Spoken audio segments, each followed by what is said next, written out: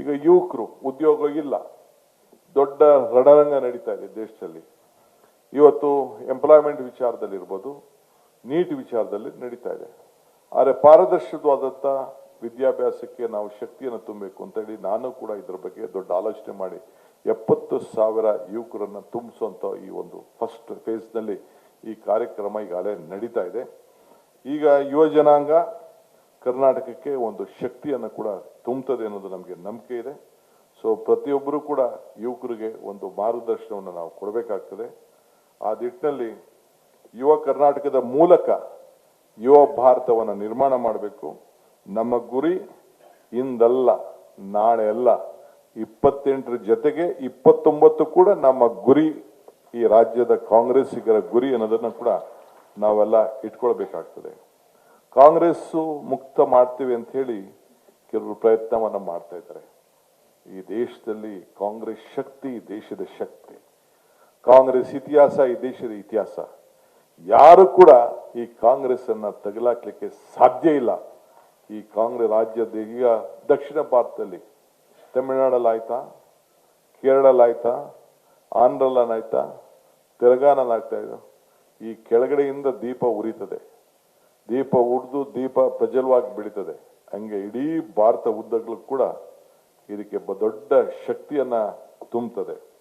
So ತಾವು ಇದಕ್ಕೆ ಈ ಭಾರತದ ಸ್ವತಂತ್ರ ಸಂಗ್ರಾಮದಲ್ಲಿ ಯಾವ ರೀತಿ ನಿರ್ಣಾಯಕವಾದಂತಹ ತೀರ್ಮಾನವನ್ನ ಹಿಂದಿನ ಹಿರಿಯರು ಮಾಡಿದ್ರು, ಹಂಗೆ ಈ ರಾಜ್ಯದಿಂದ ಹೊಸ ಪೀಳಿಗೆ ಮಹಾತ್ಮ ಗಾಂಧೀಜಿಯವರು ಏನು ನಮಗೆ ನುಡಿಯನ್ನ ಕೊಟ್ಟರು, ಹೆಜ್ಜೆ ಹಾಕಿದ್ರು, ಈ ದೇಶಕ್ಕೆ ಯಾವ ರೀತಿ ನಾಯಕತ್ವವನ್ನು ಕೊಟ್ಟರು, ಆ ರೀತಿ ಯಾವ ಅಧಿಕಾರ ಕೂಡ ಅವರು ಬಯಸಲಿಲ್ಲ.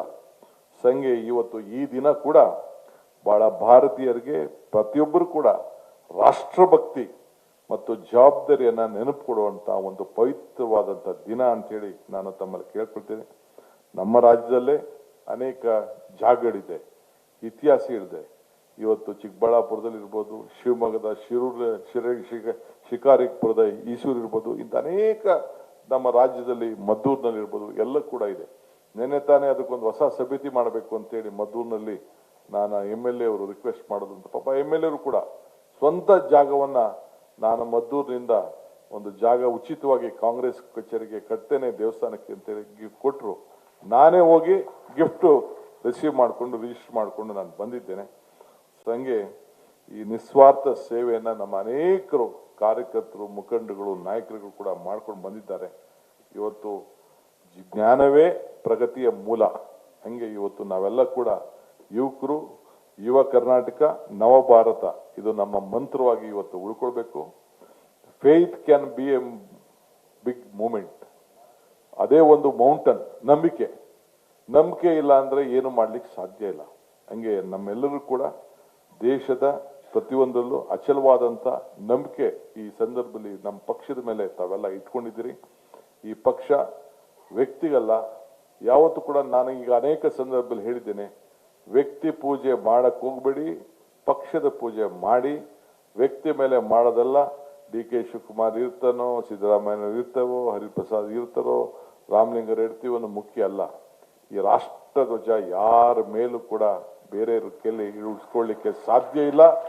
ಇದು ಕೂಡ ತಾವು ಭಕ್ತರಲ್ಲಿ ಇರಲಿ ಅಂತ ಈ ಸಂದರ್ಭದಲ್ಲಿ ಹೇಳಿ, ಮುಂದೆ ಜೊತೆಗೆ ನಾನು ಪ್ರತಿಯೊಂದು ಪಂಚಾಯತಿಗೆ ಕಾರ್ಯಕರ್ತರಿಗೆ ಶಕ್ತಿ ತುಂಬಬೇಕು ಅಂತೇಳಿ ಪ್ರತಿಯೊಂದು ಪಂಚಾಯತಿಗೂ ಕೂಡ ನಾನು ಅಧ್ಯಕ್ಷರಾದ ಮೇಲೆ 15 ಜನ ನಾವು ಈ ಗ್ಯಾರಂಟಿ ಸಮಿತಿ ಸದಸ್ಯರನ್ನ ನಾವು ಮಾಡಿದ್ದು.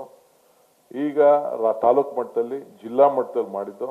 ಈಗ ಪ್ರತಿಯೊಂದು ಪಂಚಾಯತಿಲೂ ಕೂಡ 6 ಜನ ಗ್ಯಾರಂಟಿ ಸಮಿತಿ ಸದಸ್ಯನಾಗಿ ಮಾಡಿ ಈಗ ಹೊಸದಾಗಿ ಅದಕ್ಕೆ ಯಾವ ರೀತಿ ರೂಪ ಕೊಡಬೇಕು ಅಂತೇಳಿ ಪ್ರತಿ ಪಂಚಾಯತಿಗೂ ಕೂಡ 6 ಜನ ಅಂದ್ರೆ ಒಂದು 40 ಪಂಚಾಯತಿ ಇತ್ತು ಅಂದ್ರೆ ಸುಮಾರು 250-260 ಜನ ಕಾರ್ಯಕರ್ತರಿಗೆ ಗುರ್ಸುವಂತದ್ದು. ಸರ್ಕಾರದ ಗ್ಯಾರಂಟಿ ಏನು ಇದೆ, 5 ಬೆರಳು, ನಾನು ಅನೇಕ ಭಾಷೆಗಳಲ್ಲಿ ಹೇಳಿದ್ದೀನಿ, 5 ಬೆರಳು ಸೇರಿ ಈ ಕೈ ಗಟ್ಟಿ ಆಯ್ತು, 5 ಕಾರ್ಯಕ್ರಮ ಸೇರಿ ಈ ಕೈಗೆ ಮುಷ್ಟಿ ಆಯ್ತು. ಹಂಗೆ ಹೇಳಿದ್ದೇನೆ. ಚುನಾವಣೆಯಲ್ಲಿ ಹೇಳ್ದೆ, ಕಮಲ ಕೆರೆಯಲ್ಲಿದ್ದರೆ ಚಂದ, ತೆನೆ ಹೊಲದಲ್ಲಿದ್ದರೆ ಚಂದ, ಈ ದಾನ ಧರ್ಮ ಮಾಡುವ ಕೈ ಅಧಿಕಾರದಲ್ಲಿದ್ದರೆ ಮಾತ್ರ ಚಂದ ಅಂತ ಹೇಳಿದ್ದೆ. ಹಂಗೆ ಈ ದಾನ ಧರ್ಮ ಮಾಡುವ ಕೈ ವಿಧಾನಸೌಧದಲ್ಲಿ ಅಧಿಕಾರ ಇದ್ದದಕ್ಕೆ ಇವತ್ತು 1,21,00,000 ಗೃಹಲಕ್ಷ್ಮಿ ಮಹಿಳೆಯರಿಗೆ ಅಕೌಂಟ್ಗೆ ನೇರವಾಗಿ 2,000 ರೂಪಾಯಿ ಹೋಗ್ತಾ ಇದೆ. 1,60,00,000 ಕುಟುಂಬಗಳಿಗೆ 1 ಕೋಟಿ ಎಲ್ಲರಿಗೂ ಕೂಡ ಮನೆ ಗೃಹ ಜ್ಯೋತಿ ಬೆಳಗ್ತಾ ಇದೆ. ಸುಮಾರು 4 ಕೋಟಿ ಹೆಚ್ಚು ಜನರಿಗೆ ಇವತ್ತು ಅನ್ನಭಾಗ್ಯವನ್ನ ಕೊಡ್ತಾ ಇದ್ದೀವಿ. ರಾಮಲಿಂಗಾರೆಡ್ಡಿ ಅವರ ಮುಖಂಡತ್ವದ ಏನು ಶಕ್ತಿ ಯೋಜನೆ ಪ್ರಾರಂಭ ಮಾಡ್ತಾ ಇದೆ, ಪ್ರತಿದಿನ ಎಷ್ಟು ಜನ ನನ್ನ ತಾಯಂದಿರು ಉಚಿತವಾಗಿ ಪ್ರಯಾಣ ಮಾಡ್ತಾ ಇದ್ದಾರೆ, ಇದನ್ನ ನೋಡ್ತಾ ಇದ್ರಲ್ಲ. ಯಾವ ದೇವಸ್ಥಾನಕ್ಕಾಗಲಿ, ಯಾವ ಕೋರ್ಟ್ಗಾಗಲಿ, ಯಾವ ಸಂಬಂಧಕ್ಕಾಗಲಿ ನಿಮ್ಮನ್ನ ಬರ್ಬೇಕಾದ್ರೆ ಫ್ರೀಯಾಗೆ ಉಚಿತವಾಗಿ ಬಸ್ಸಲ್ಲಿ ಹೋಗ್ತಾ ಇದೆ, ಪ್ರಯಾಣ ಮಾಡ್ತಾ ಇದ್ರಂತೆ. ಈ ಕಾರ್ಯಕ್ರಮ ಪ್ರಧಾನಮಂತ್ರಿ ಅವರು ಟೀಕೆ ಮಾಡಿದ್ರು, ಬಿಜೆಪಿಯವರು ಟೀಕೆ ಮಾಡಿದ್ರು. ಇವತ್ತು ನಮ್ಮ ಕಾರ್ಯಕ್ರಮ ನೋಡಿ, ಕಾಂಗ್ರೆಸ್ ಕಾರ್ಯಕ್ರಮ ನೋಡಿ, ಇಡೀ ದೇಶದ ಕಾರ್ಯಕ್ರಮ ಆಗಿ ಇವತ್ತು ಪರಿವರ್ತನೆ ಆಗಿದೆ. ಕರ್ನಾಟಕದ ಮಾದರಿ ಈ ದೇಶಕ್ಕೆ ಮಾದರಿ ಅನ್ನೋದನ್ನ ತಾವು ನೋಡ್ಕೊಂಡು ತಾವು ಬರ್ತಾ ಇದ್ರಿ. ಅದರಿಂದ ಹಿಂದೆ ಯಾವ ರೀತಿ 78ರಲ್ಲಿ ಏನು ಜನತಾ ಪಕ್ಷ ಅಧಿಕಾರಕ್ಕೆ ಬಂದಂತ ಸಂದರ್ಭದಲ್ಲಿ ನಮ್ಮ ಕರ್ನಾಟಕ ರಾಜ್ಯ ಅವತ್ತು ಕೂಡ ಹಿಂದಕ್ಕೆ ಹೋಗ್ಲಿಲ್ಲ. ಕರ್ನಾಟಕ ರಾಜ್ಯದಲ್ಲಿ ಕಾಂಗ್ರೆಸ್ ಸರ್ಕಾರ ರಚನೆ ಆಯಿತು, ದೇವರಾಜ ಅರಸರ ಕಾಲದಲ್ಲಿ ರಚನೆ ಆಯಿತು. ಹಂಗೆ ಇವತ್ತು ಎಲ್ಲ ಜನಾಂಗದ ಶಾಂತಿಯ ತೋಟ ಈ ಕರ್ನಾಟಕ ರಾಜ್ಯ. ಮತ್ತೆ ಈ ಕರ್ನಾಟಕ ರಾಜ್ಯದಿಂದನೇ ಈ ದೇಶದಲ್ಲಿ ಮತ್ತೆ ಈ ದೇಶವನ್ನು ಉಳಿಸುವಂತ ಕೆಲಸ ಆಗಬೇಕು. ಆ ನಿಟ್ಟಿನಲ್ಲಿ ನೀವೆಲ್ಲ ಸೇರಿ ಕೆಲಸ ಮಾಡಬೇಕು.